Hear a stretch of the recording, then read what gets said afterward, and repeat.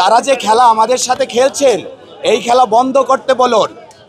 ব্যাটে বলে যদি হুবহু মিল হয় তবে ছক্কা হয়, আর যদি কম হয় তবে 4 হয়, আর যদি একদম কম হয় তবে 1 হয়। এরপরে না হলে কিন্তু বোল্ট হয়। শিক্ষা উপদেষ্টা কিন্তু বোল্ট হয়ে যাবে। সে যদি বোল্ট হয়ে যায় তবে শ্রীলঙ্কার মন্ত্রীদের মতো তাকে কিন্তু উদুম হয়ে ড্রেনে অবস্থান করতে হবে, তাই আমি আপনাদের মাধ্যমে বলতে চাই, আমাদের 20% বাড়ি ভাড়া, 1500 টাকা চিকিৎসা ভাতা এবং উৎসব ভাতা 75%, এটা অনতিবিলম্বে আমাদের মেনে নেবেন, এইটা আমরা আশা করি। আমাদের আজকে 10 দিন তাবৎ লাগাতার অবস্থান কর্মসূচি এবং গতকালকে থেকে আমাদের অনশন থেকে আমরণ অনশন কর্মসূচিতে আমরা গিয়েছি।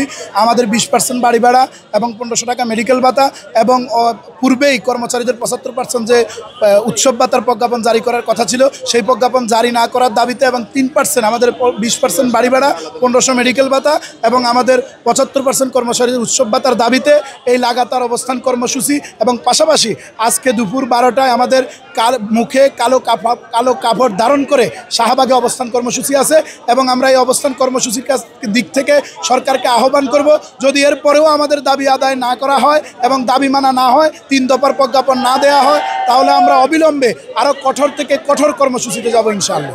এই পর্যন্ত আমাদের 7 জন গুরুতর অসুস্থ হয়েছে, চিকিৎসা শেষ করে আমাদের এখানে মেডিকেল টিম আসছে, মেডিকেল টিম এসে চিকিৎসা করছে। তারপর আমাদের এখানে প্রায় 100-র উপরে অনশন অবস্থান আছে।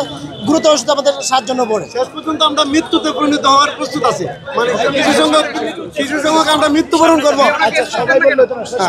আমরা কিছু সংখ্যক লোক মৃত্যুবরণ করবো, তারপরে এই দাবি আমরা আদায় করবো, কারণ মৃত্যুকে সাথে নিয়ে করছি। কারণ এইগুলি আমরা স্মৃতিতে থাকবো, যারা মারা যাবে তাদের বাংলাদেশে তাদের অবদান, আমরা শিক্ষক সমাজ তাদেরকে অবদান দিব এবং তাদেরকে মানে যতদিন বাংলাদেশ থেকে ততদিন তাদের স্মৃতি আমরা ধারণ করে রাখবো, কিন্তু মরার জন্য আমরা প্রস্তুত আছি ইনশাআল্লাহ। আর মনোবল হতে হয় স্পার্জিত। জেরুজালেম 25 বছরের পথ চলায় নিরাপদে রাখার প্রত্যয়ে। কষ্ট এখন আমাদের তো প্রয়োজন, আমরা তো সংসার চালাতে পারি না। আমাদের 20% এটা আজকে কেন যে হচ্ছে না, জাতির বিবেকের কাছে আমাদের প্রশ্ন। কারণ যেখানে সকল রাজনৈতিক দল একমত হয়েছে, আমাদের সাথে সহমত পোষণ করেছে, আর এই কেয়ারটেকার সরকার কয়দিন পরে এরা তো থাকবে না, রাজনৈতিক দলের ওপর দেশ যাবে, তাহলে এরা কোন দুঃসাহসে আমাদের এই দাবি মানে নাই? এটা প্রশ্ন, এখানে আমাদের প্রশ্ন কেন নিচ্ছে না? এটা তো কষ্টকর অবশ্যই, কিন্তু আমরা দাবি তো আদায় হচ্ছে না, এখন আমাদের বাধ্য হয়ে থাকতে হচ্ছে। এখন এটা যদি ওনারা না বোঝে, আমাদের ছাত্ররা তাদের লেখাপড়া বন্ধ, এখন আমরা এইদিকেও যেতে পারতেছি না, ওইদিকেও যেতে পারতেছি না।